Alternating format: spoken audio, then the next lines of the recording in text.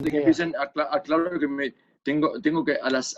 Muy bien. Bueno, entonces hacemos la bienvenida formal a nuestro espacio que se llama CITA, el Conversatorio Interconfesional Teológico Argentino, que es lo que nos ha motivado desde la Fundación Shalom, cuyo presidente está aquí presente, que es Paul, hacer estos encuentros más íntimos, entre amigos, para conversar los temas que nos preocupan, ¿no?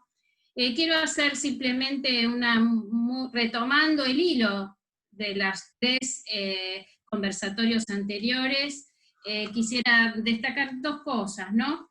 Que el diálogo interreligioso se fundamenta teológicamente, sea en el origen común de todos los seres humanos, creados a imagen de Dios, sea en el destino común, que es la plenitud de la vida en Dios, sea en el único plan salvífico a través de Jesucristo, sea en la presencia activa del Espíritu Divino entre los creyentes de las tradiciones a las que pertenecemos quienes estamos acá. Por eso, el nombre, la convocatoria es Ruach HaKodesh, Espíritu Santo. Pero las experiencias, las percepciones, las expresiones, las diversas manifestaciones, provienen de un mismo y único acontecimiento trascendente y trascendental, y valoran el acto del mismísimo diálogo interconfesional. ¿Por qué? Porque a través del diálogo interconfesional, y precisamente por ese acto único que es la manifestación de Dios en la historia, los pueblos pueden llevar adelante un proceso de interpretación, de comprensión, precisamente de esa acción de Dios en la historia. O, como hemos dicho en las últimas oportunidades, reflexionar sobre su vocación salvífica, ¿no? Que es el destino de los pueblos, como también dijo el padre Camaño. Por eso, y muy brevemente, darles la bienvenida, por eso estamos acá para escucharnos, para intercambiar aspectos y motivos teológicos de nuestras propias tradiciones. Pero dialogar, como ya fue dicho en numerosas oportunidades, no son solo una cantidad de gestos bonitos, sino son buenas prácticas y fundamentalmente un hecho pedagógico. Y como hecho pedagógico es que nosotros quisimos andar este camino de juntarnos e intercambiar aspectos teológicos de nuestras, como dije, de nuestras propias tradiciones. Bueno, no es necesario presentarlos, pero con nosotros están hoy, nos van a acompañar el doctor Kolodenko, que es médico, profesor de historia, de pensamiento judío en el seminario rabínico, y el doctor Francisco Canciani, doctor en teología y en derecho, ¿verdad, Francisco? Que está en Roma, nos acompaña desde Roma. Así que tienen la palabra, no sé cuál de los dos quiere dar comienzo. Bien. Profesor, usted. Bueno, Marcelo, yo debería compartir la pantalla para ver el texto que te envié. Ahí está. Bien. Perfecto. ¿Se ve? Perfecto. Bueno, yo soy médico neumonólogo, con lo cual hay una relación semántica entre mi especialidad y el tema de Ruach HaKodesh, que se ha dicho en griego, se dice también neuma o espíritu, ¿no? Sí. De alguna manera, el aire, aquello que respiramos, tiene ciertas características de intangibilidad o invisibilidad, y ambos términos, de alguna manera, en la historia han sido intercambiables. Cuando alguien decía neuma o espíritu, estaba diciendo algo vinculado a la característica no solo del alma o de lo intangible del humano, sino también del viento o del aire. Es más, nosotros tenemos una discusión histórica si debemos llamarnos neumonólogos o neumólogos, como se dice en el resto del mundo, pero yo a esta altura de la vida creo que nosotros tenemos razón, porque neumon porque neumon en griego es pulmón y neuma en griego es aire. Y nosotros no somos especialistas en aire. O sea, llamarnos neumólogos nos haría eso, ¿no es cierto? Y además hay una rama de la teología que estudia específicamente el Espíritu Santo, que se llama neumatología, ¿no es cierto? Entonces, para no confundir los términos, conviene aclarar los tantos. La primera menciona algo que en hebreo, la palabra ruach en hebreo significa dos cosas que en tiempos diferentes implicaron dos conceptos distintos. Por un lado, el ruach significa originalmente viento. Claramente es viento y está relacionado con el movimiento del aire producido por fenómenos meteorológicos. Está demostrado en diversos términos que es un viento desde el punto de vista meteorológico, pero con el tiempo pasó a ser una cualidad divina claramente vinculada a otro tema que no tiene nada que ver con el movimiento del aire. ¿Se escucha, no, lo que digo? Perfecto. Se escucha bien. Bien. Sí, perfecto, se escucha. Y es interesante que en el segundo versículo claramente habla de un viento de Elohim sobre la superficie de las aguas. El segundo versículo del Génesis dice: mientras la tierra se hallaba desolada e informe y la oscuridad prevalecía sobre la faz del abismo, y el viento de Elohim revoloteaba sobre la superficie del agua. Esta es una imagen, el viento de Elohim, que es absolutamente llamativa. El viento de Elohim es algo que de alguna manera es tangible, como es la presencia del viento para cualquiera de nosotros. Uno la percibe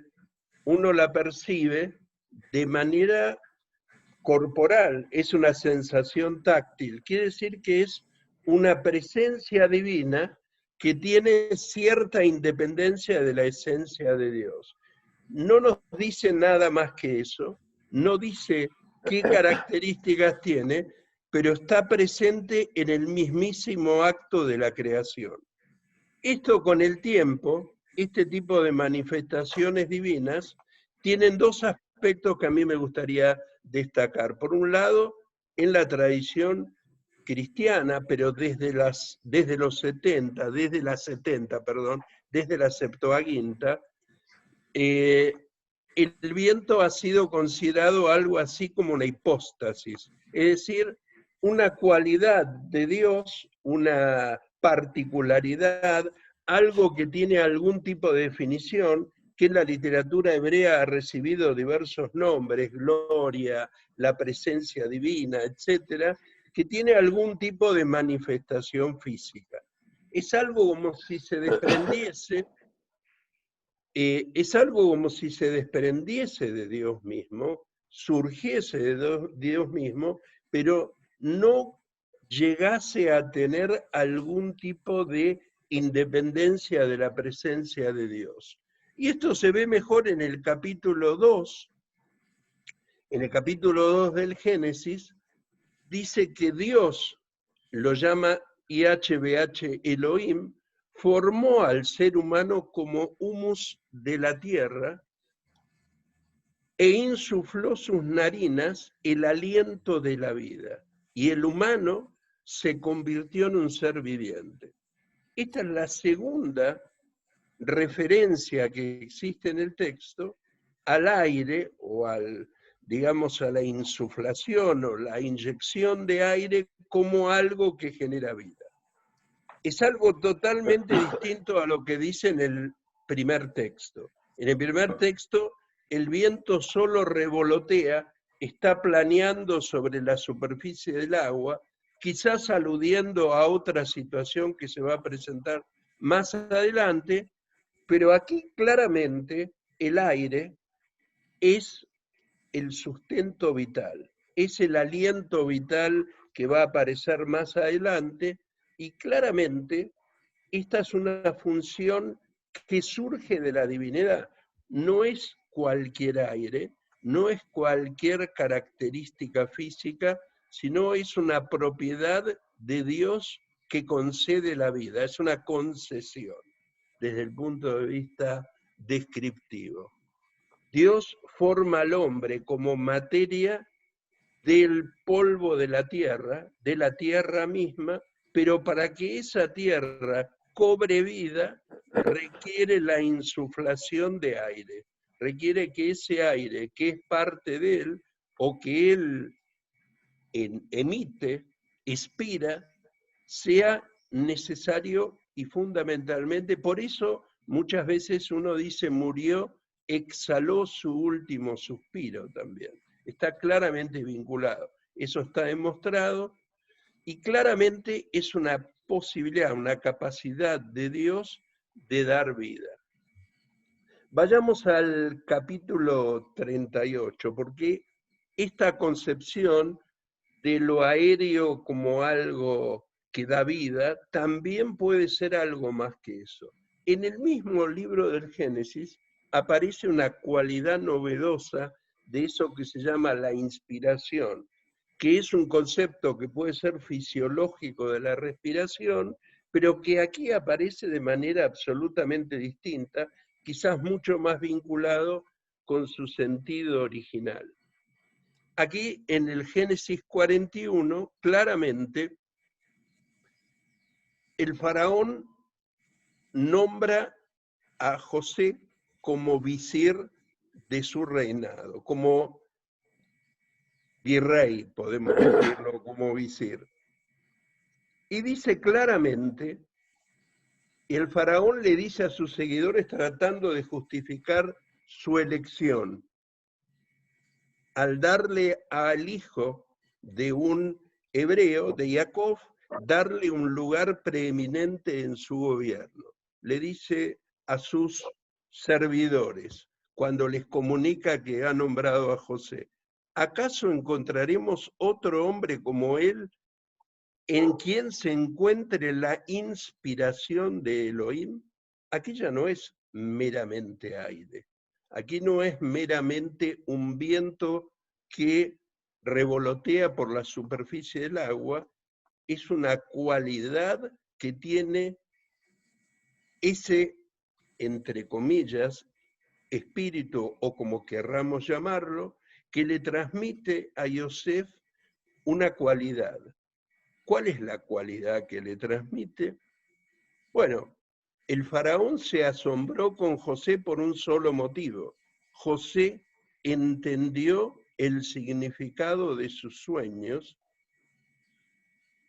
los interpretó, y eso implica una capacidad que no es propia de cualquier ser humano, sino de algo que se llama inspiración. Es decir, la inspiración, que otra vez puede ser una cuestión fisiológica, en este caso, el ruaj no es algo físico, es una cualidad que se transmite, la posibilidad de entender, de interpretar los sueños, pero también el futuro. Para los antiguos, a diferencia del psicoanálisis, para los antiguos los sueños hablaban del futuro. Para el psicoanálisis hablan del pasado. Entonces, claramente, la inspiración y claramente el reconocimiento que es el Elohim quien inspira a José. No es una cualidad biológica de José la que lo hace con esa capacidad de adivinar los sueños, entender esos sueños y entender qué significan. Es una cualidad que es transmitida por Dios. Esto, en un mismo texto, nos dice claramente que hay tres conceptos diferentes de la palabra ruaj o aire. Una es el viento como fenómeno físico, un viento de Elohim, algo que se desprende de Dios y participa en el proceso de la creación, es algo que puede crear separando las aguas, como vamos a ver después.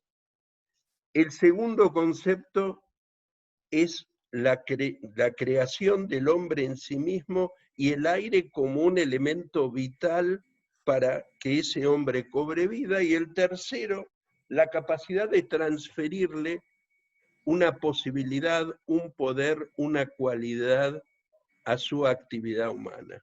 Una transferencia, si ustedes quieren, de ese tipo de actividad.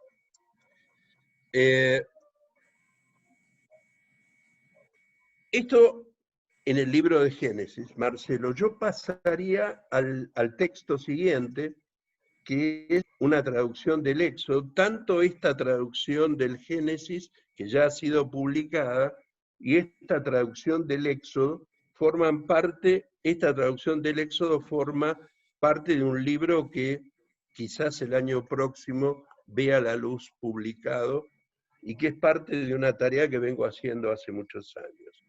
En el Éxodo dice claramente, y fíjense ustedes cómo se repiten esas cualidades, pero más identificadas, y Moshe extendió su brazo sobre el mar, e Yahvé lo hizo retroceder al mar con un fuerte viento del este durante toda la noche, y convirtió el mar en tierra seca, y las aguas se dividieron.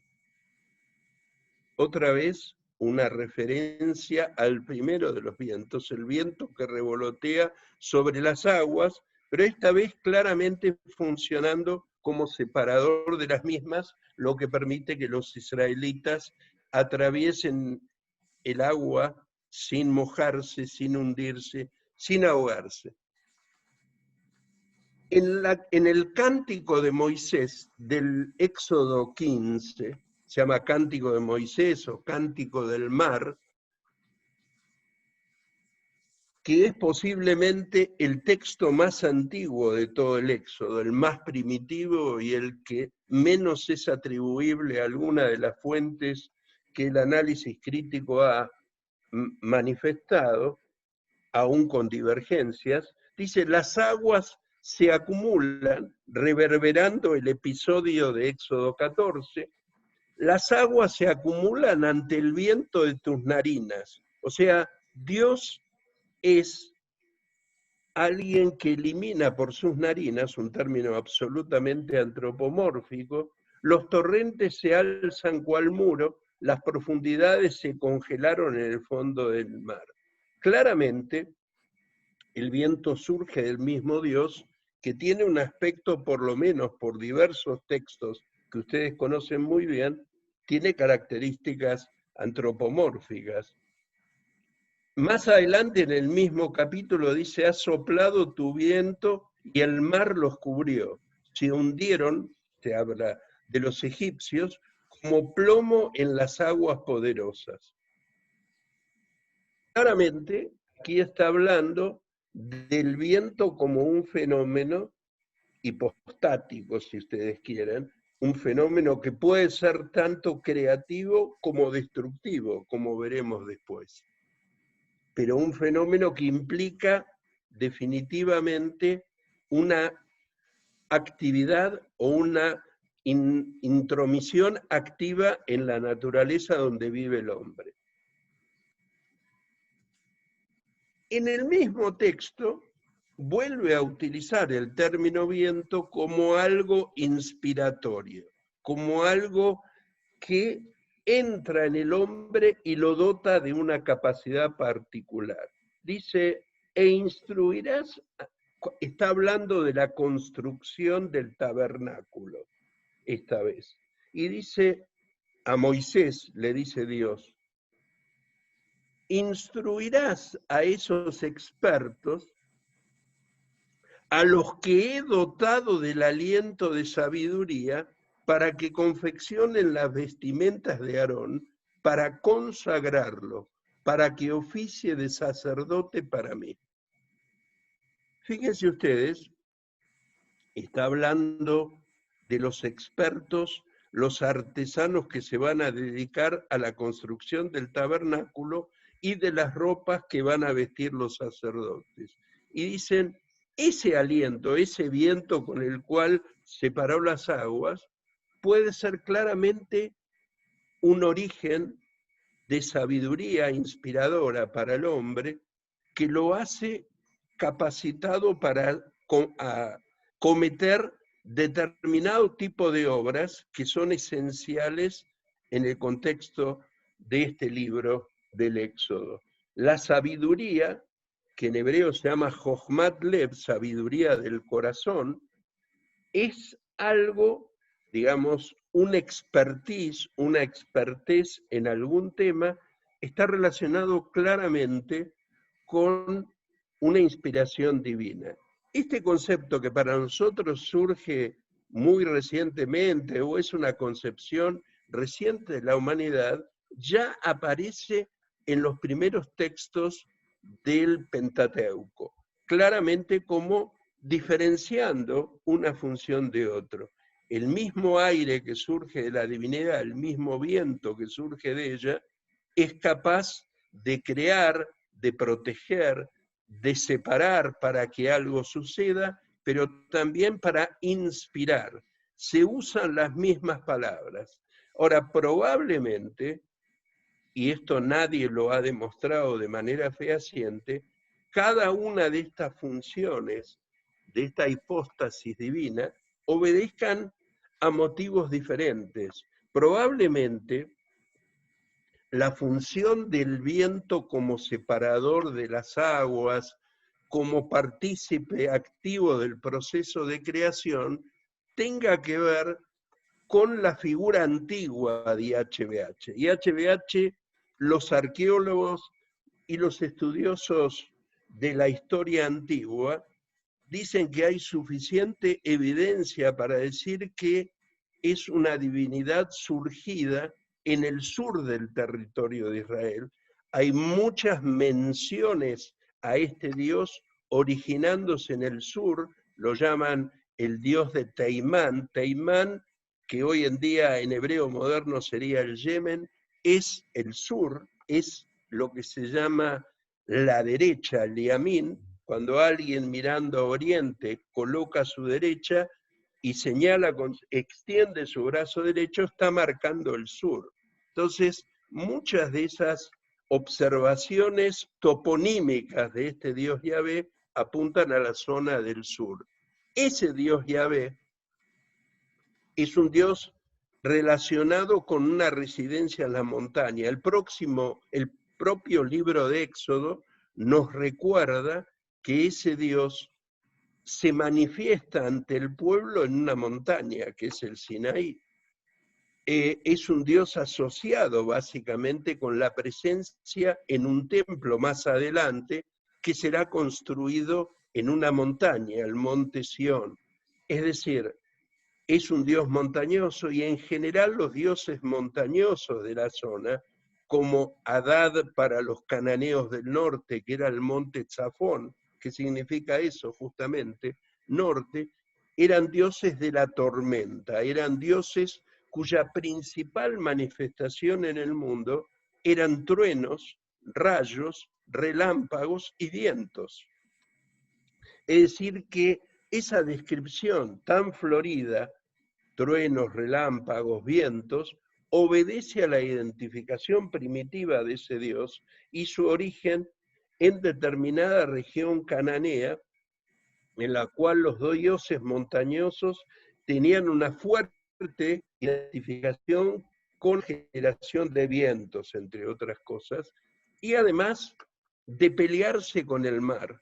Hay descriptas en todas las culturas antiguas de la época, principalmente entre diversas culturas cananeas de la región, claramente una identificación de esos dioses en describirlos como batallando contra otra divinidad que se llama Yam, o con términos similares. Yam es el mar.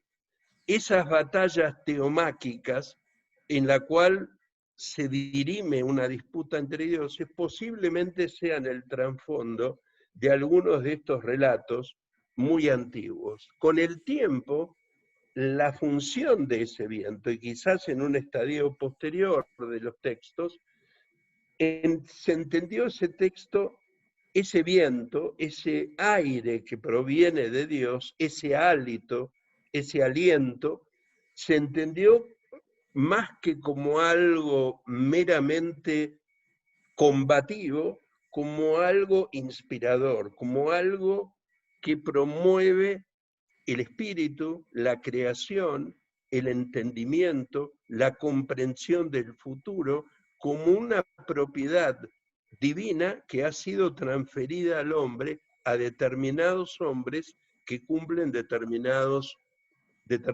funciones. Es decir, la sabiduría, la capacidad de saber del futuro, posiblemente dependieran de algo que nosotros llamamos inspiración, que en la modernidad la inspiración es un fenómeno individual y separado de toda característica teológica o divina. Sin embargo, para estos textos, estas propiedades humanas dependían absoluta y totalmente de la presencia de Dios en el mundo. Por ahora, esto para empezar a charlar.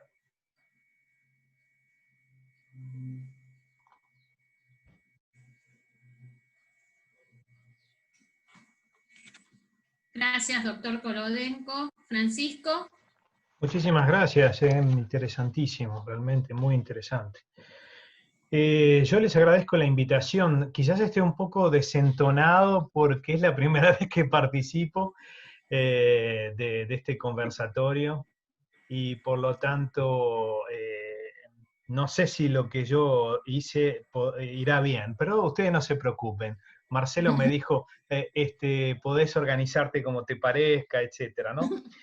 Yo creo que mis amigos cristianos estarán de acuerdo en que afrontar toda la cuestión doctrinal y dogmática en torno a la figura del Espíritu Santo es imposible en 15 minutos.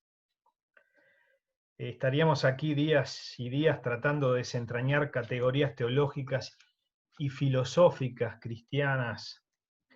Nos encontraríamos con no pocos escollos, no solo de tipo interreligioso, sino también intercultural.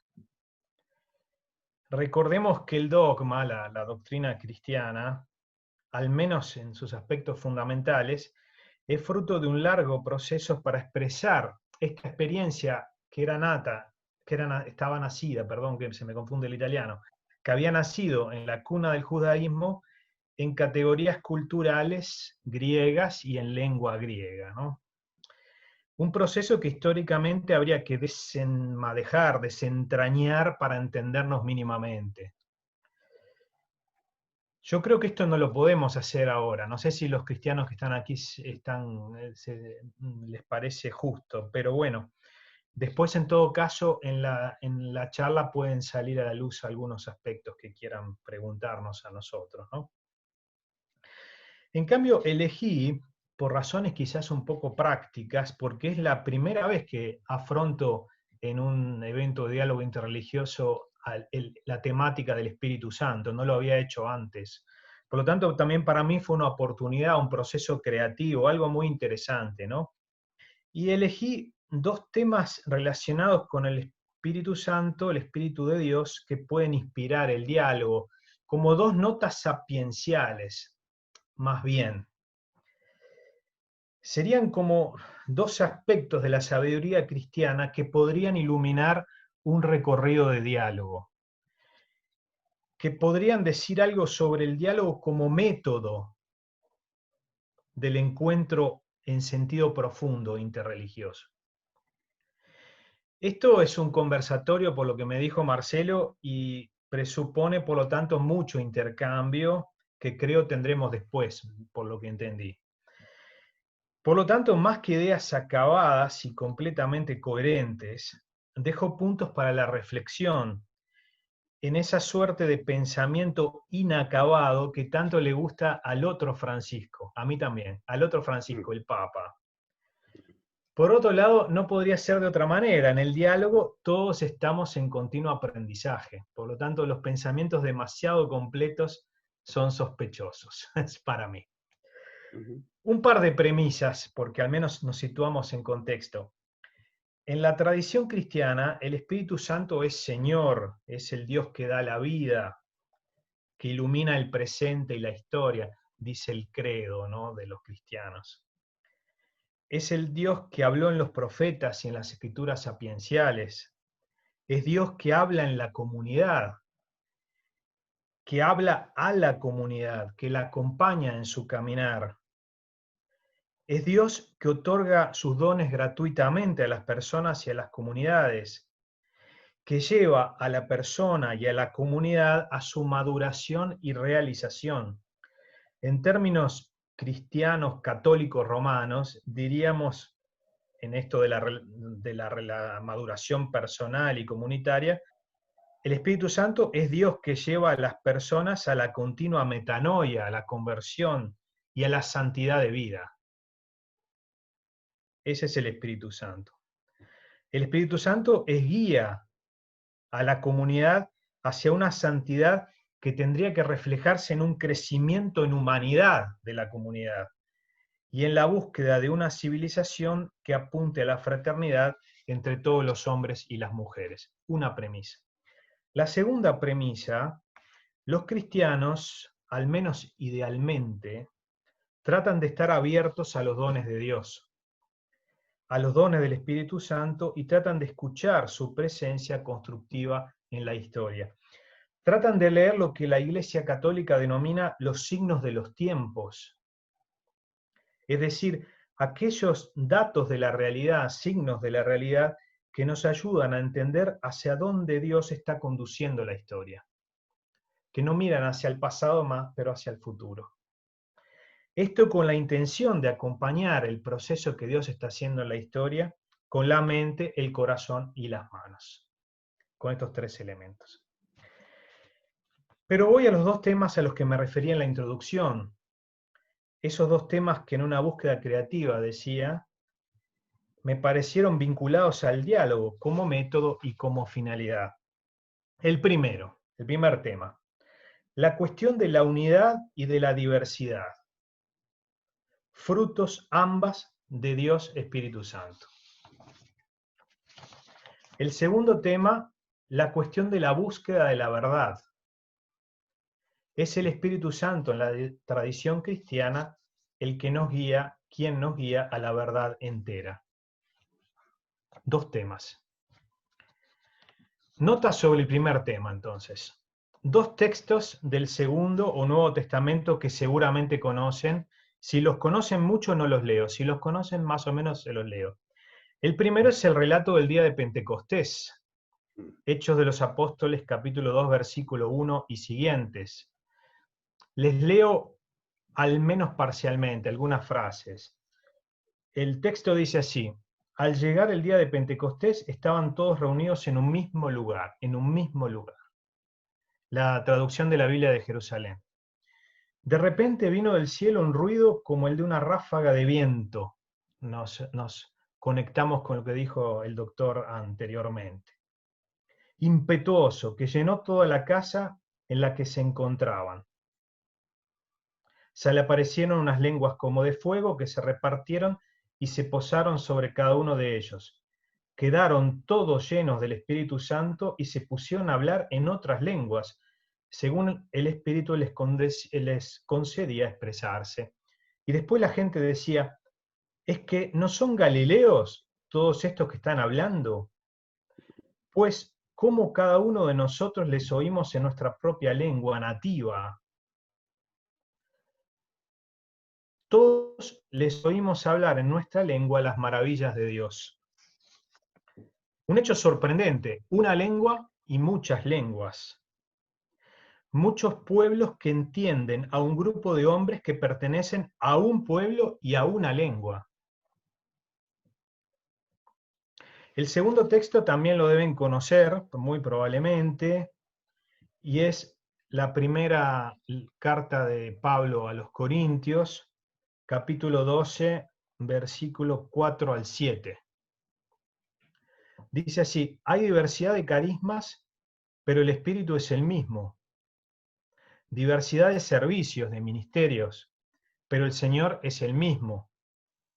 Diversidad de operaciones, pero es el mismo Dios que obra todo en todos. A cada cual se le otorga la manifestación del Espíritu para provecho común. Diversidad de carismas, es decir, de dones personales que vienen del mismo Espíritu. No es difícil la analogía con los carismas, los dones que las comunidades reciben.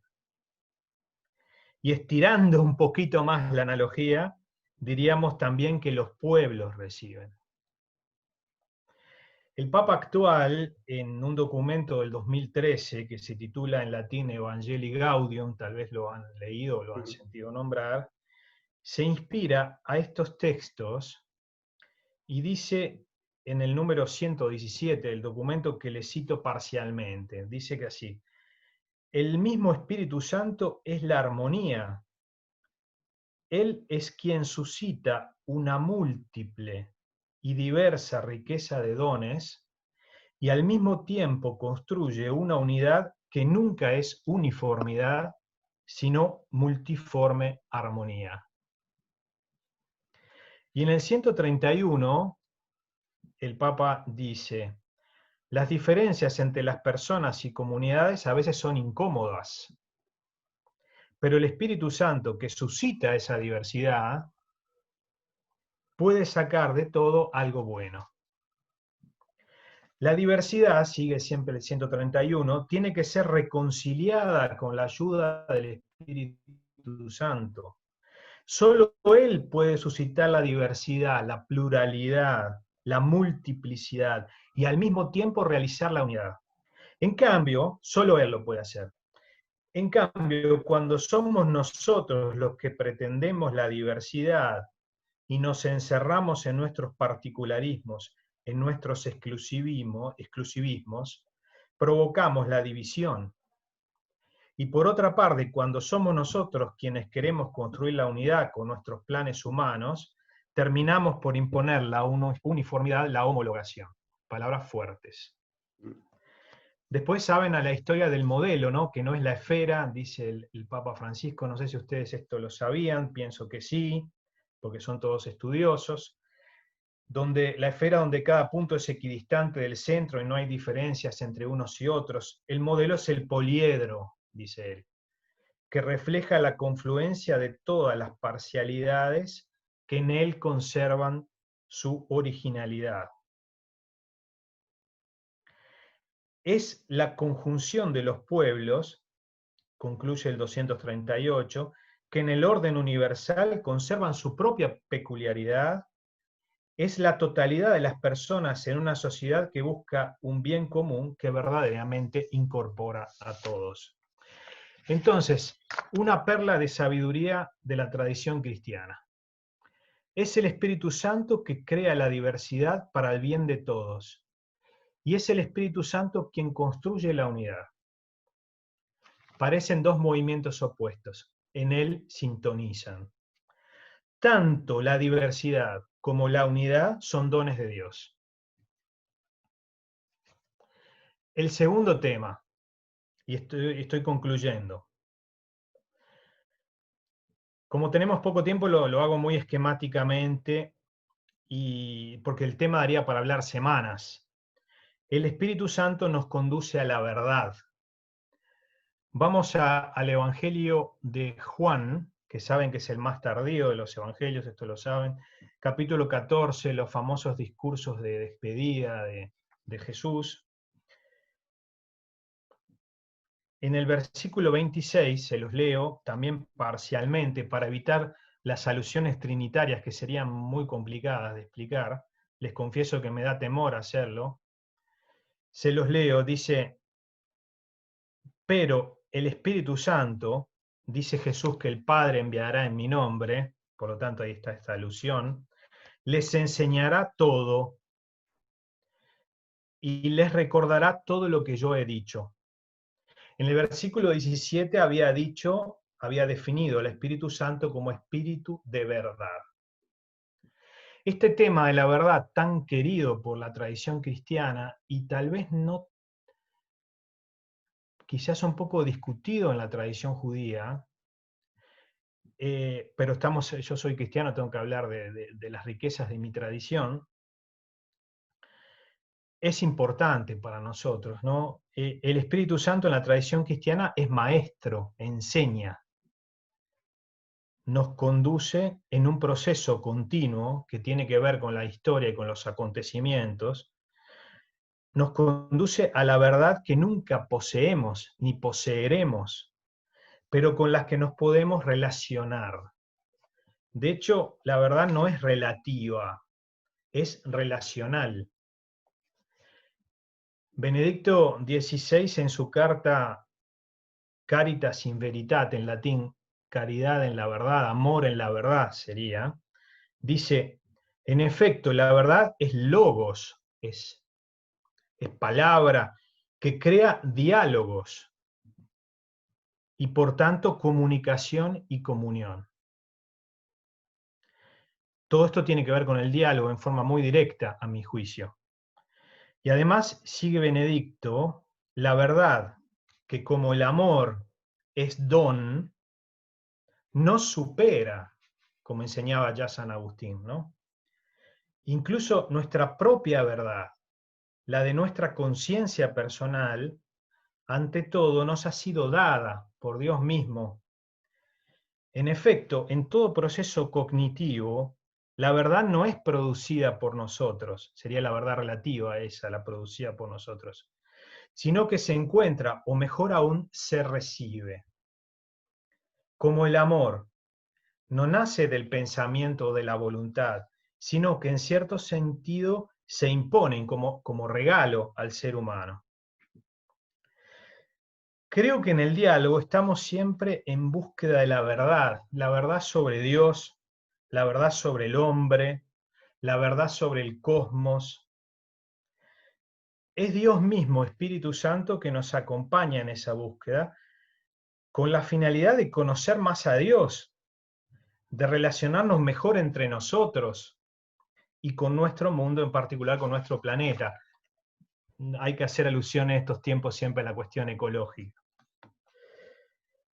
Concluyo entonces estos apuntes abiertos, como ven muy abiertos, con la última estrofa de la oración que el Papa Francisco escribió al final de su reciente carta, que ustedes saben se llama Hermanos Todos, Fratelli Tutti en italiano, porque cita a Francisco de Asís, por eso dejó en todos los idiomas el título italiano.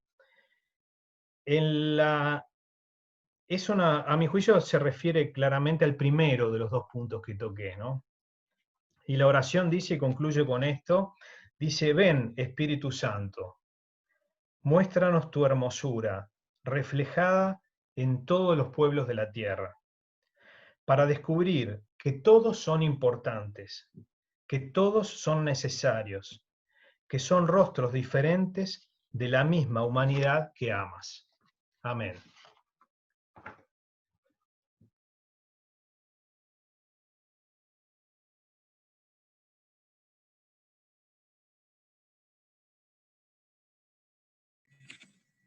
Gracias, Francisco, excelente. Gracias, doctor Colodenco. Bueno, queda abierto, Marcelo, te paso la posta para la coordinación de las preguntas, queda abierto entonces el espacio para conversar, para hacer pedagogía. Cómo no, con mucho gusto. Gracias, Francisco, y gracias, Daniel.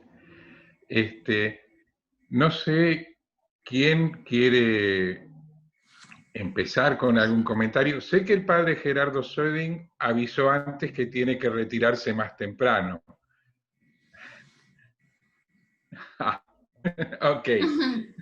Estaba, pero no quiero dejar de agradecer y simplemente dejo, ¿no? De la intimidad de la conciencia y del corazón por un lado, la grandiosidad de un cosmos estremecido ante la presencia de un Dios que congela las aguas, que las abre, que sacude las montañas, el mismo espíritu en dos ámbitos que parecen paradójicamente tan contrapuestos, ¿no? Creo que ayuda como a visualizar a nivel simbólico este misterio inmenso, la más profunda intimidad de la conciencia, el movimiento más sutil del alma, del corazón, y a la vez el estremecimiento de los abismos y las montañas, atribuido al mismo espíritu. Me parece maravilloso extasiarse y al mismo tiempo intimarse, al mismo tiempo, un éxtasis y una intimidad, una relacionalidad y una individualidad. No sé, siempre me suscita paradojas el espíritu y los símbolos me ayudan a intentar decir lo que no se puede decir. Lo dejo simplemente porque tengo que hacer otra cosa y con mucha pena los dejo, pero les agradezco muchísimo esto que están haciendo.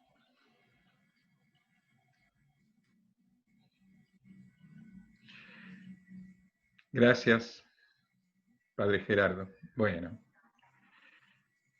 Es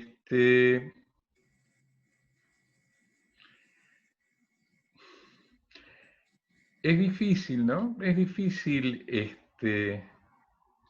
abordar, digamos, tener el coraje de tomar la palabra después de todo lo que escuchamos. A ver, eso es difícil. Me parece que lo que dijo el Padre Gerardo. Roger, ¿quieres hablar? Tendrías que activar tu micrófono, Roger. Ahora sí. Bueno, buenas a todos. Nada, unas preguntas, así unas cosas que me quedé pensando, ¿no?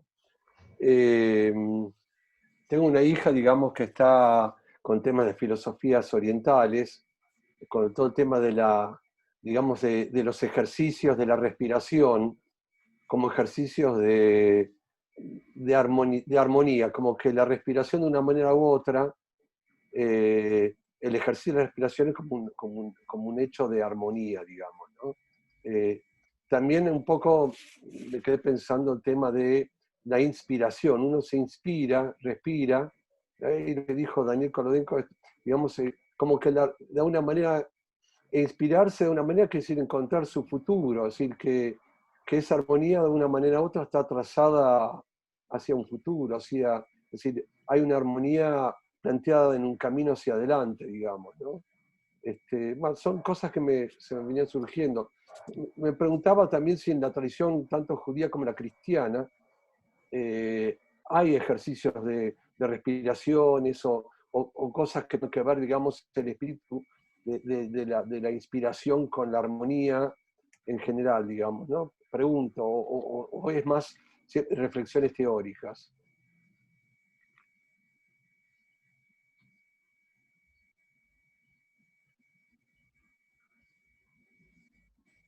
Hablando. Daniel, tienes que activar el micrófono. Si no, no te oímos. Ahí sí. Hay otro término, hablando de lo que dice Roger, que se usa hasta hoy en día en idioma hebreo, que alude a los dos aspectos de una función fisiológica que es también lo espiritual, que es la palabra neshama. Neshama significa alma, pero está íntimamente relacionada con neshima, que significa respiración. Entonces, la gente desde tiempos inmemoriales, hace muchos años, viene relacionando claramente el vínculo de la inspiración, expiración, si querés, con fenómenos espirituales y entendiendo que mucho de la presencia divina, intangible, se transmite a través de esa vía, se infunde a través de esa vía. Por eso se habla también de inspirar.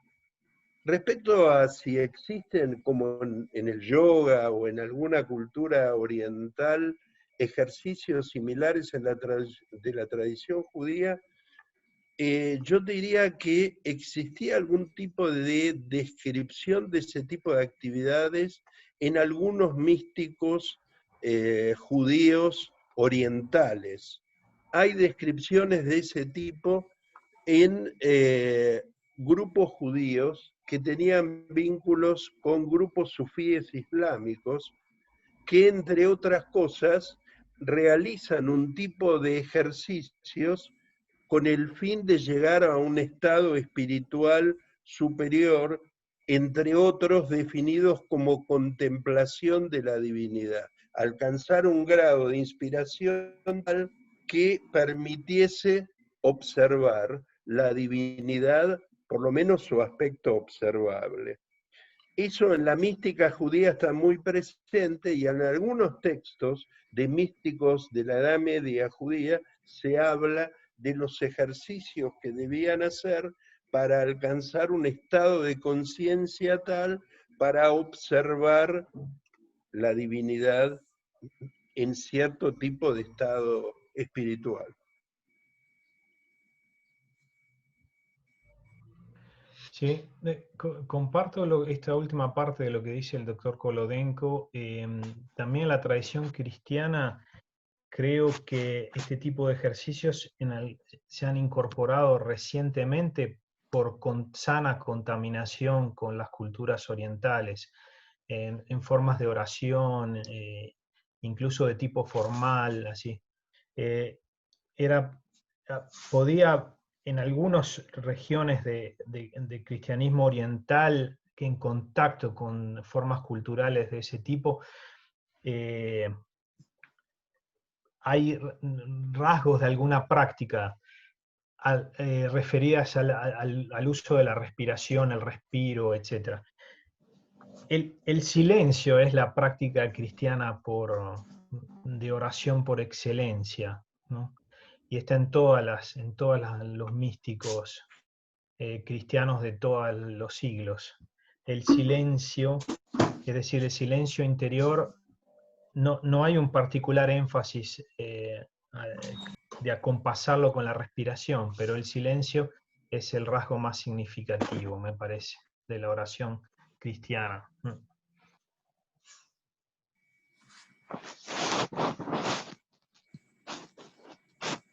Me permiten, en la tradición, a propósito de lo que decía Francisco y algo que me hizo recordar de lo que dijo el doctor Kolodenko, precisamente en esas relaciones de la primera etapa de la antigüedad tardía, dentro de las primeras corrientes gnósticas, apareció un grupo precisamente que se llamaron los neumáticos, o los espiritualistas, mucho de lo cual hay en algunos de los textos del Nag Hammadi, ¿no? Sí, sí. Digamos, de llevar a un extremo, digamos, no a un extremo, me corrijo, sino de centrar la reflexión, la experiencia espiritual, la reflexión filosófica y cosmológica, como es el caso de esos movimientos, en el Neuma. Gracias, gracias que llegó por la Septuaginta. Nada, eso. Sí, es importante esto.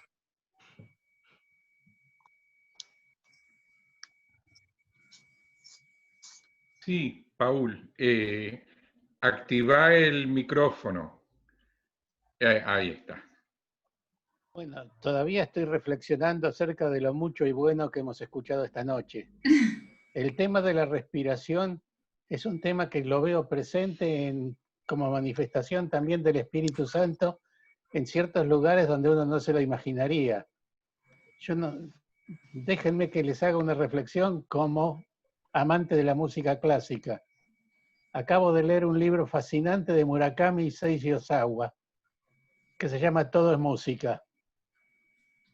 El maestro Seiji Ozawa es un director de orquesta célebre y de aquellos privilegiados por su sentido orquestal. Y ahí me enteré que el problema de la respiración de los músicos y el poder coordinar la respiración de los músicos es esencial para la buena dirección orquestal. Fíjese qué cosa notable, ¿no?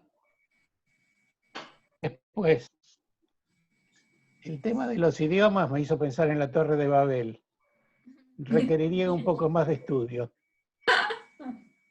Hay un lindo paralelismo entre Babel y Pentecostés cristiano. Sí. Así es, así es.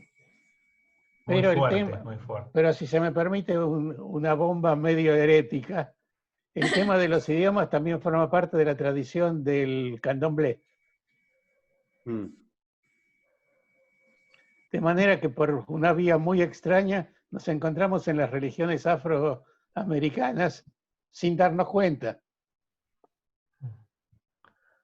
Después, para terminar de estas deshilachadas reflexiones, el tema del silencio. Yo creo que hay más de una calidad del silencio. El tema del silencio amerita que uno lo razone. Y me viene a la memoria aquel célebre versículo bíblico, Lo berra Adonai el abejot mamá de acá. Es decir, Dios no está en el estrépito, sino en un silencio delicado, mamá de acá. Y mamá no es una de las versiones posibles de la palabra silencio en idioma hebreo. También se puede usar sheket. Una cosa es acallar y otra cosa es silenciar. Bueno, esto es lo primero que me surgió en la medida en que los estaba escuchando a ustedes, y créanme que les agradezco muchísimo todo lo que han dicho. A mí, por lo menos, para mí ha tenido una función pedagógica extraordinaria.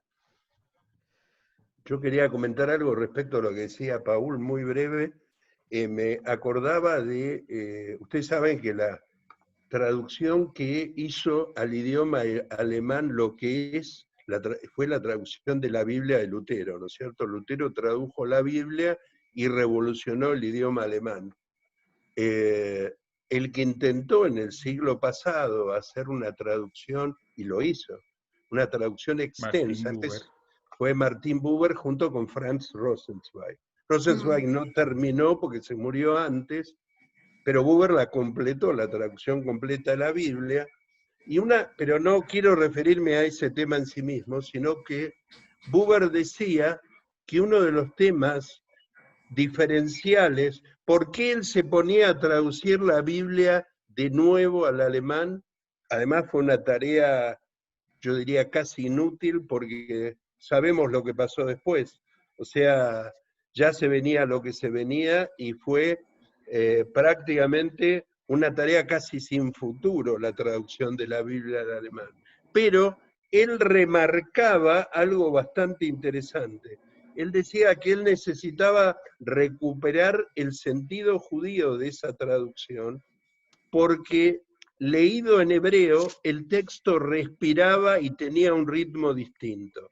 Tenía distintos silencios y uno debiera recuperar en una traducción a otro idioma, recuperar la ritmicidad. Otro gran traductor, pero esta vez al francés, un tipo que escribió mucho sobre el arte de la traducción, fue Henri Mechonic. Mechonic, el primero que publicó una versión al español completa de Mechonic, Roger, justamente, Mechonic decía que había que tamizar la traducción de la Biblia. Tamizar porque tam en hebreo significa dos cosas, gusto, pero también son los ritmos que marca la lectura del texto. Es decir, y eso implica que el texto no solo se traduce palabra a palabra, sino también silencio a silencio. Digamos, siguiendo lo que vos decís, dónde parar, cómo se entona. O sea, los textos en hebreo, la Biblia, se llama Mikra, es el nombre más conocido. Mikra generalmente se traduce como escritura, pero Mikra originalmente es lectura, en voz alta. O recitación. Claro, porque la gente cuando el texto fue escrito no disponía de copias privadas para leer en su casa. Era una audiencia la que escuchaba el texto, eran oyentes. Por lo tanto, esa lectura implicaba necesariamente un ritmo, silencios determinados, una musicalidad que con otras traducciones se ha perdido de alguna manera. O sea, traducir también es imponer un sentido al texto, ¿no?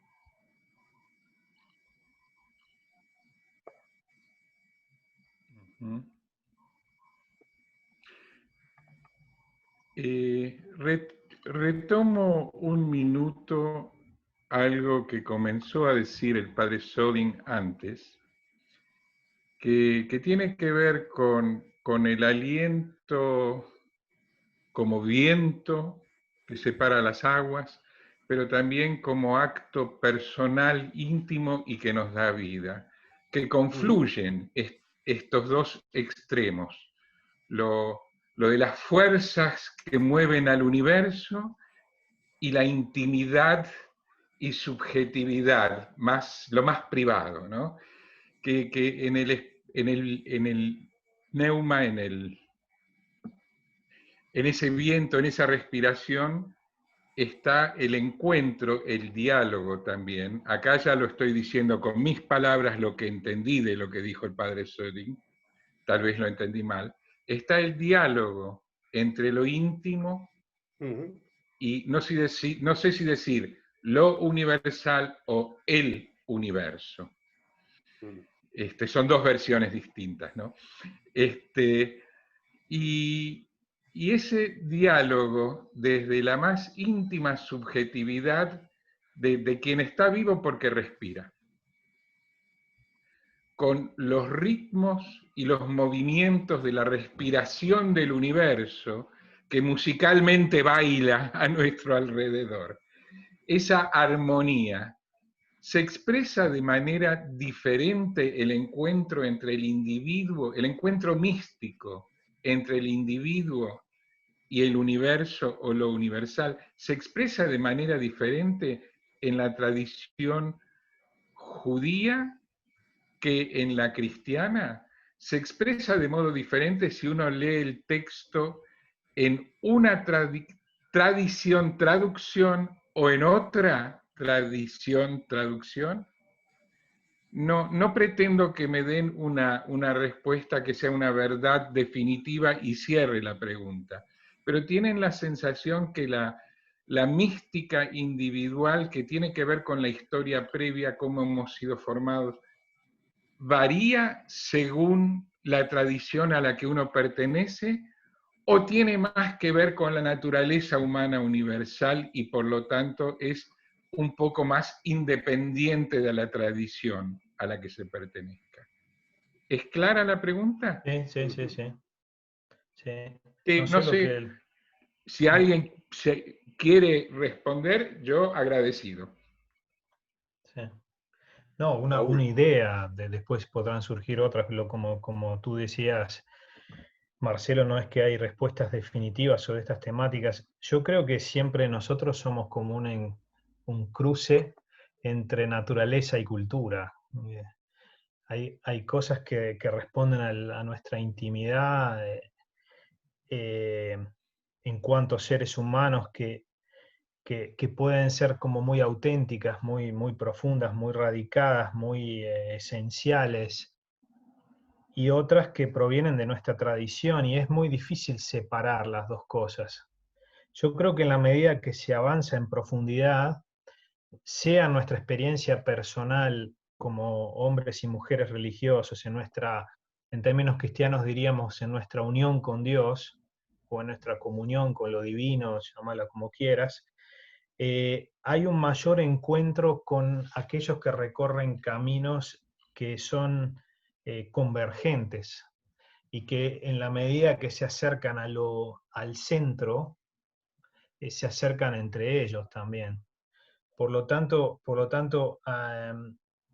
en la Iglesia Católica está muy subrayado el diálogo de la mística, es decir, que en todas las religiones hay místicos y que son agentes de diálogo extraordinarios, porque en las experiencias más profundas hay como un encuentro que no se da a nivel intelectual o a nivel operativo. Es algo muy, pero muy profundo y que uno diría, hay experiencias transreligiosas también. Aquí en Europa hay de todo tipo de cosas, ¿no? Transreligiosas en el sentido de aquello que está más allá de la cultura religiosa y que se expresa en forma inefable, que no hay palabras para decirlo y solo el silencio. Yo no sé, yo no estoy no comulgo mucho con este tipo de visiones. Yo creo que es importante estar radicados en la propia tradición y que esa tradición, en la medida que la vivimos en profundidad, cada vez con mayor profundidad, nos acerca al centro y por lo tanto entre nosotros. No es necesario salirnos de la tradición. Esto es lo que yo percibo. No sé si hay otras percepciones. Hay algo Sí. interesante que es diferente y que es como una evolución diferente entre cristianos y judíos en este tema, ¿no? Nosotros, como los judíos en general, históricamente, por lo menos hasta el advenimiento de figuras como Maimónides, aunque Maimónides no es el único ejemplo, hasta el advenimiento de Maimónides, en lo judío lo místico ocupaba un lugar central. O sea, parte significativa del liderazgo espiritual judío hasta el siglo XII, si quieren, fue parte de la mística judía, y la mística judía era parte de la conducción, si quieren, espiritual de la comunidad judía. Y había poco ruido con la mística, era muy tolerada. Llamativamente también, las posturas antropomórficas respecto a la divinidad fueron muy toleradas en el judaísmo, y convivían perfectamente con la imagen espiritualizada de Dios, si ustedes quieren. No hubo conflicto como hubo en el cristianismo. En el cristianismo, hasta esa época, si uno quiere poner ese divisor de aguas, la mística era un fenómeno más bien marginal hasta el siglo XII, XIII. Los místicos ocupaban no un lugar central en la iglesia, sino más bien, pienso, Santa Teresa de Ávila, etc.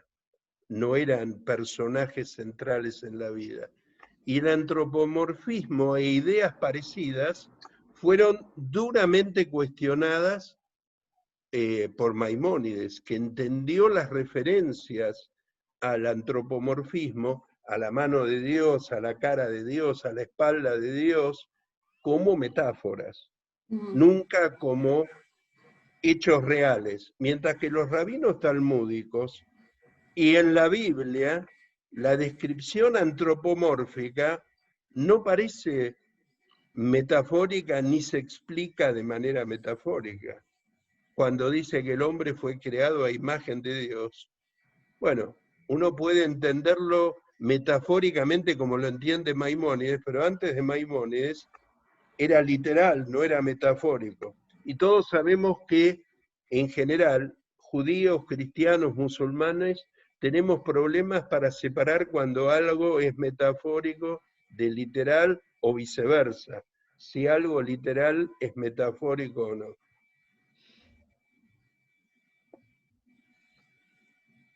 Joel, ¿quieres?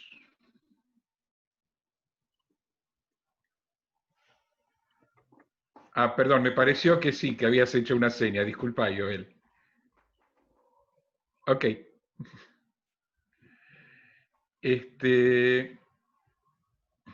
Perdón, yo sí hice una seña, era si podía repetir el nombre del libro de música que había citado. Todo es música, Paul. El autor.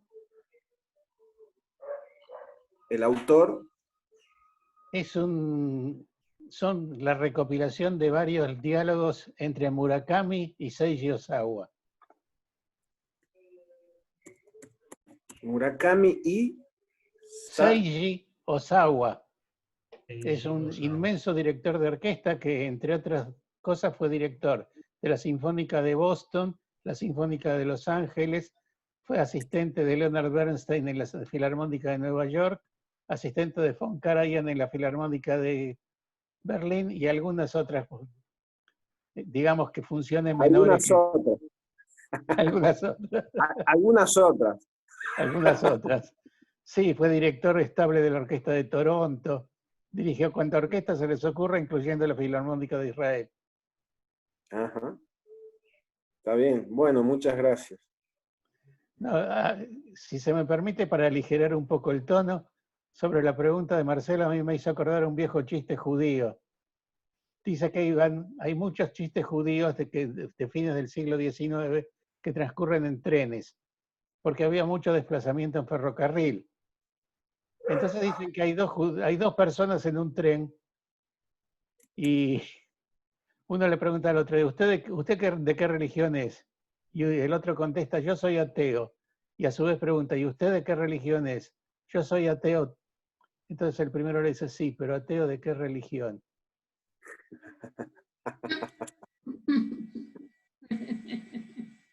No es lo mismo ser ateo del cristianismo que ateo del judaísmo. Claro. Y vinculado con lo que ha sido materia de esta noche, no se olviden que en los textos de la Biblia hebrea también están marcados los silencios. Y los silencios de la lectura hebrea de la Biblia no son los silencios de la lectura cristiana de la Biblia. Son silencios diferentes. Y me parece que esto es harto relevante para lo que estamos analizando. Les comento al señor Tomás que aquí tenemos, si mira en el chat, tiene para descargar un material interesante sobre este tema. Para todos, bien, ¿no? lo estoy viendo. Ahí lo estoy. Quería continuar un poquito sobre el tema del silencio y la parte esotérica en las escrituras, ¿no? Dicen que la parte blanca de las letras, ahí está la parte esotérica. No, la negra es la interpretación literal. Con respecto a la mística cristiana, se decidió en los primeros siglos del cristianismo de que no hay esoterismo en el cristianismo porque tienen que competir con el gnosticismo, el esotérico. Y ahí podía haber una mezcla de cosas que la Iglesia decidió que no se toque esos temas. Sin embargo, sin esos instrumentos de la comprensión esotérica no se puede comprender el Nuevo Testamento, por ejemplo. No el judaísmo, sino tampoco el Nuevo Testamento. Así que bueno, quería recordar estas dos cosas. Y bueno, y muchas gracias por la exposición de ustedes, que es brillante. Así que hasta ahí nomás.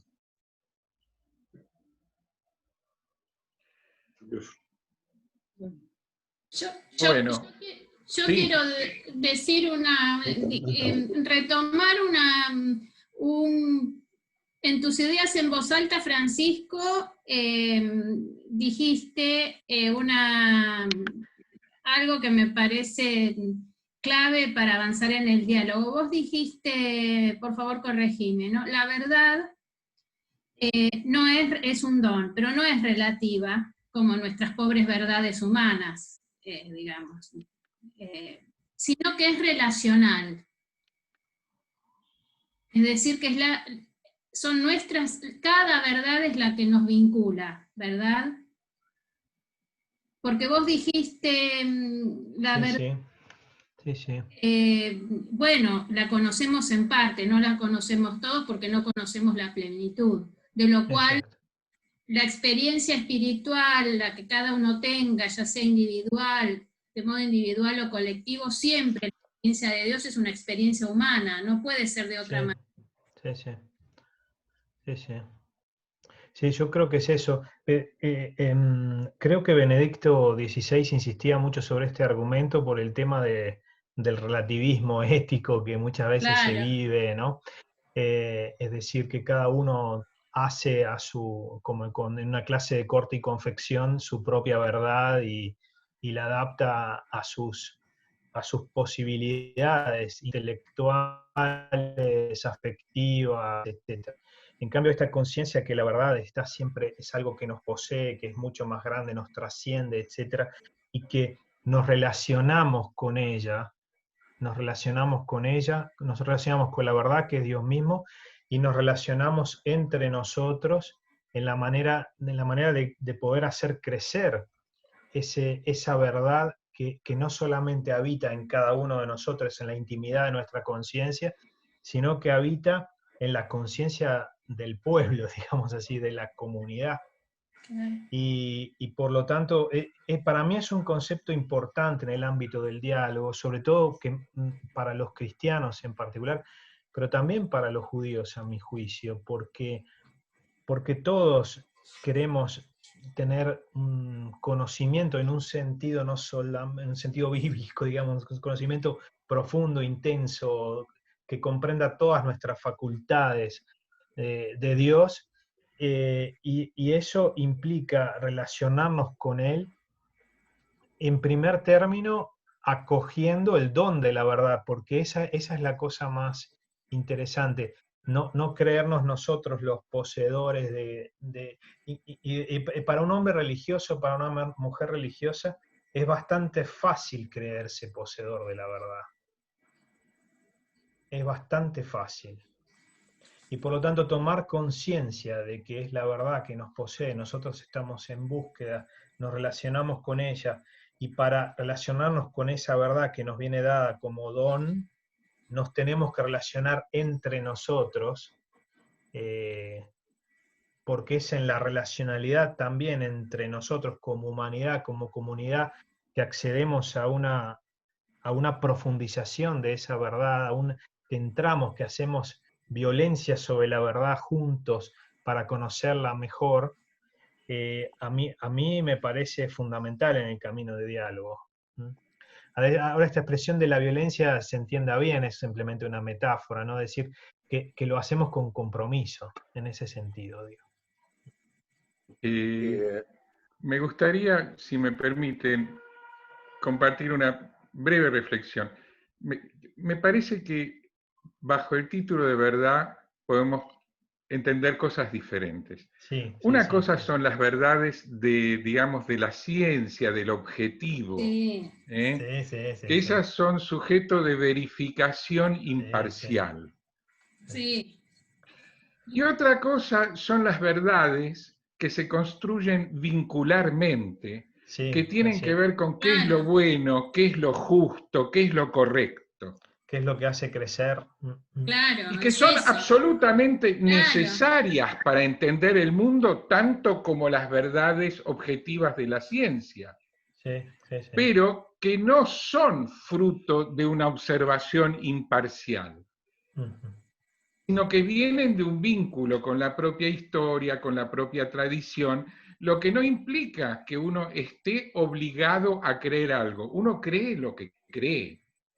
Punto. Pero lo cree en base a una historia que le ha llevado allí. Marcelo. Sí. Marcelo, ¿cómo estás? Bien. Quiero en esto aportar, si es posible con humildad. Adelante. Que el idioma, los términos, a veces facilitan la comprensión de la profundidad de los temas que estamos hablando. En hebreo, verdad se dice emet, y se escribe con estas tres letras, la alef, la mem y la tav. Pero interesante que estas tres letras, la alef es el comienzo, es la primera, la tav es la última. La primera y la última, y la del medio, no por M de medio, pero sí la del medio, que es la mem, está hablando, como decía el Rambam, Shvil Hazaf, el sendero de oro, está hablando del equilibrio. Está escrito en Pirkei Avot, y traduzco rápido, lo digo en español, que toda verdad que es imitada deja de ser verdad, porque se potencia no el individualismo, la libertad de cada uno, pero con el respeto del otro, que tiene que ver con este ejercicio de enriquecimiento entre. Esto quería realmente aportar. Muy bien, muy interesante. Sí. Sí. ¿Le queda? Sí. ¿Sergio Tomás? Sí. Sobre lo que, no me acuerdo quién dijo que la verdad es de acuerdo a lo que uno adquirió un poco, ¿no? O sea, yo nací en un hogar católico, tomo la verdad católica. Si hubiese nacido en un hogar judío, por ahí tomo la verdad judía. En mi caso, si puedo hacer algún aporte más callejero, si quieren, Buenísimo. que he pasado por etapas de ateísmo católico, a lo que decían recién, pero ante serios problemas de fe, también he practicado budismo, he practicado hinduismo, y ahí es que la verdad es, creo yo, la que nos han enseñado en nuestros hogares, pero también la que hemos tenido nosotros alguna necesidad de investigar, ¿verdad? De conocer. Caso más concreto y cercano, antes de que yo particularmente empiece a ir a algunas reuniones de diálogo interreligioso con hermanos judíos sobre todo, y bueno, uno en el fondito de su saber y aprendizaje cristiano católico, por ahí cree que es nuestra verdad, y yo por ahí pensaba que la verdad de los judíos podía ser equivocada, hasta que uno se da cuenta que es otra verdad. No es que está equivocada, es otra verdad, es otra forma de entenderla, es otra forma de interpretarla, que a mí en lo particular me ha nutrido muchísimo, por eso estoy acá hoy también. Me ha alegrado porque me ha ayudado a comprender mis verdades católicas, por ahí, en muchos casos. Otras cosas, como estamos hablando acá, están todavía sin entenderse de los dos lados, producto vaya a saber de qué, lo cual no deja de ser un misterio, ¿no? Porque estamos diciendo que tenemos el mismo Dios. Vaya a saber por qué, como en el relato de esta torre de Babel, parece que nos ha dejado hablando en distintos idiomas, pero siempre nos estamos refiriendo a lo mismo, ¿no? ¿A quién es Dios? ¿A dónde está Dios? ¿Cómo es Dios? ¿Qué quiere Dios de nosotros? Si me inspira Dios, si me inspira el bien, si me inspira el mal, ¿qué tomo de esa respiración? ¿Respiro porque estoy vivo? Yo creo que estamos diciendo lo mismo. Estamos tratando de ponerle nombre a las cosas. Y volviendo a la música, había un profesor canadiense muy, no sé si me acordaré del nombre ahora, pero ha escrito varios libros, también una eminencia, que cuando vino acá a Tucumán, a donde vivo yo, dijo lo siguiente: en Occidente tenemos la mala costumbre de querer ponerle nombre a todo. Y dio el siguiente ejemplo. Murray Schaffer se llamaba, debe haber fallecido, no sé si lo conoce el maestro, Murray Schaffer, ha escrito muchos libros. Bueno, él contó que en Alaska, que es una comunidad que prácticamente vive con la música, porque aparte se pasan mensajes, o se pasaban, ¿no? Hablo de la Alaska antigua, no de los esquimales, que se pasaban mensajes a través de sonidos y todo. La música no tiene nombre.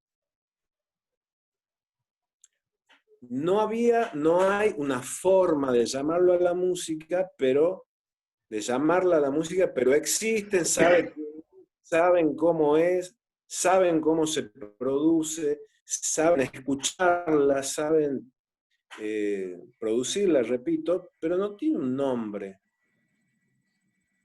Bueno, esto es un poco para decir que si bien nosotros creo que ya de algún modo le hemos puesto algún nombre, sobre todo en la tradición cristiana y en la tradición judía más simbólicamente, Yo en el fondo veo que estamos hablando de lo mismo. Estamos hablando de lo mismo. Y gracias a Dios que nos reúne para que podamos de una vez por todas, al menos contarnos estas cosas, ¿no? Sí. Lo que es Dios para vos, lo que es Dios para mí, lo que es Dios para el otro hermano. De cualquier religión, ¿no? Con ello. Sí, sí. Ojalá. Bien, eso nada más. Sí. ¿Puedo decir algo, Marcelo? Sí, sí, por favor. Bueno, con respecto a la interpretación de la Torá, en el judaísmo existen 70 caras de la Torá, es decir, se la puede ver desde 60 perspectivas y cada una es correcta. Eso con respecto a la Torá que quería decir. Después, el hinduismo, que tan bien se habla de ello, es idolatría y es anti-monoteísmo. Empecemos por ahí. Ahí, por ejemplo, la salvación en ellos es individual. En nosotros es colectiva. O nos salvamos todos, no se salva nadie. Y tenemos que, por eso es la unión y voltear la pared de separación que hay entre partes, muy importante. El mundo para ellos es infinito. Es decir, hay desarrollo, nacimiento, desarrollo, muerte y se vuelve lo mismo, ¿no? También está en la filosofía griega. Es decir, esto en el politeísmo en general. Hay muchas características que no vamos a entrar ahora porque es un tema aparte. Pero quiero de que no separemos bien lo que es monoteísmo del politeísmo. Sí, sí, sí. Que en la práctica muchos hinduistas, o decir, muchos hindúes, ¿no? Que son de religión hinduista, por ejemplo, o budista, se comportan con el prójimo como judeo-cristianos, es decir, tienen amor al prójimo, ayudan al prójimo. Entonces, yo creo que están en un proceso de salvación práctico. Pero bueno, ahí está. Simplemente que con respecto, cuando hablamos a nivel de pensamiento, de ideologías, tenemos que ser muy clarito la separación. Bueno, hasta ahí no más que decir. Puedo decir una cosita más respecto de lo que dice Joel y retomando lo que decíamos antes respecto de las verdades relativas, y la posición de Benedicto en su momento, fue precisamente la discusión entre el teólogo y filósofo Nietzsche, que habló sobre el relativismo religioso, y Benedicto empezó a trabajar este concepto de la verdad anclada en un pueblo, digamos, esto de que la verdad está todo bien, todos creemos en el todo, en el uno, en el universo, digamos, una abstracción que no tiene anclaje en la memoria de un pueblo. Entonces, ahí nace la teología de las religiones, como se suele denominar, con Nietzsche, y la discusión con Benedicto y Habermas sobre el relativismo religioso, ¿no? Una cosa son las tradiciones de los pueblos y otra cosa son las otras tradiciones que tienen otras cosmologías, otros conceptos de creación, etc. Sí, pero que no todo es igual. A cada paso que avanzamos en esta conversación, a cada paso nos enfrentamos a una bifurcación. Roger y a nuevos temas.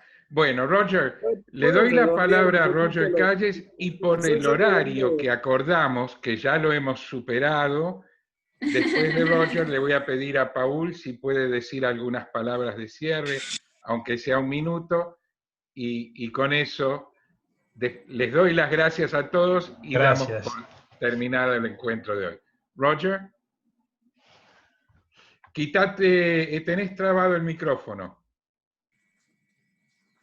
Muy, muy breve nada más. Simplemente, claro, las religiones monoteístas todas tienen la pretensión, o tuvieron al momento pretensión de ser universal. Pero deberíamos perfectamente bien incluir las religiones, las otras creencias religiosas politeístas, que son tan válidas como las monoteístas, distintas, no tienen la pretensión de universalidad, y en algún sentido, digamos, quizás han sido más tolerantes, con respecto a otros credos que las religiones monoteístas que generalmente se pretenden como universales. Simplemente quiero rescatar también que en el diálogo interreligioso también debería incluirse todo tipo de religiones, no solamente las monoteístas, ¿no? Eventualmente, ¿no? Simplemente eso. ¿Puedo, Paul, una palabra? Bueno, medio minuto. A mí entender, Sí, sí. para el diálogo, tenemos que tener mucho cuidado, Roger, de no decirnos unos a otros lo que debemos hacer. Estoy conceptualmente de acuerdo contigo en que deberíamos tener una actitud de apertura, pero no me parece que eso lleve a un diálogo. El diálogo es que cada uno diga lo que piensa, lo que siente, y escuche al otro si puede, y nada más.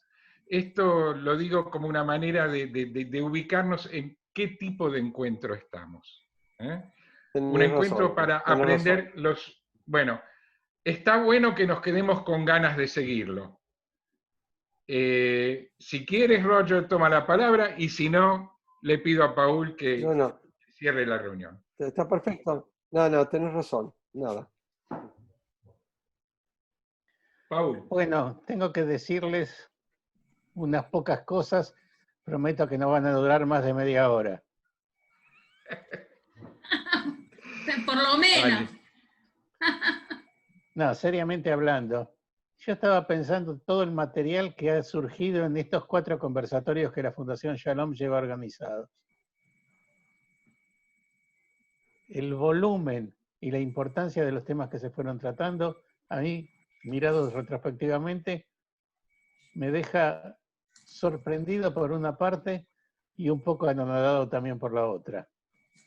Quizá valdría la pena reunir en un 5º conversatorio a todos los que han hecho algún tipo de presentación y de alguna manera plantear un tema para que ellos intercambien entre ellos una parte de este tesoro, de este material que ha ido eclosionando. Vamos a pensarlo. Después, el tema de la convergencia me impresiona, Francisco. Tendríamos que intentar volver al tema de la convergencia. A mí me hace pensar un poco en Hegel, y no se rían, por favor. Tesis, antítesis y síntesis. En algún punto va a haber una síntesis convergente que va a generar una nueva antítesis y una nueva convergencia. Y así vamos a seguir. Yo creo, no soy un gran especialista en Hegel, por lo poco que he leído de Hegel, me parece que eso es lo que él tenía en mente. Y realmente pensar en la convergencia en términos trinitarios, a mí me genera una gran curiosidad. Después, hay otro tema que también me estuvo dando vuelta por la cabeza, que es la relación entre esta convergencia y el concepto del final de los días, Aharit Hayamim. ¿Qué quiere decir Aharit Hayamim? ¿Qué quiere decir el final de los días en cada una de nuestras tradiciones? Porque también tiene que ver con el diálogo, aunque a primera vista no se note, pero yo le veo una gran relación. Como ven ustedes, este es un tesoro, es un arca que cuando se abre empiezan a aparecer los tesoros. No porque lo haya dicho yo, sino porque lo dijeron ustedes. Y con estas palabras quiero agradecer muy especialmente. Los dos empiezan con C, así que uso un orden alfabético. Primero a Francisco Canzani y después a Daniel Kolodenko. Su importantísima contribución de hoy a la noche y a todos aquellos que han, a Andrea De Vita, a Marcelo, y todos aquellos que han hecho uso de la palabra.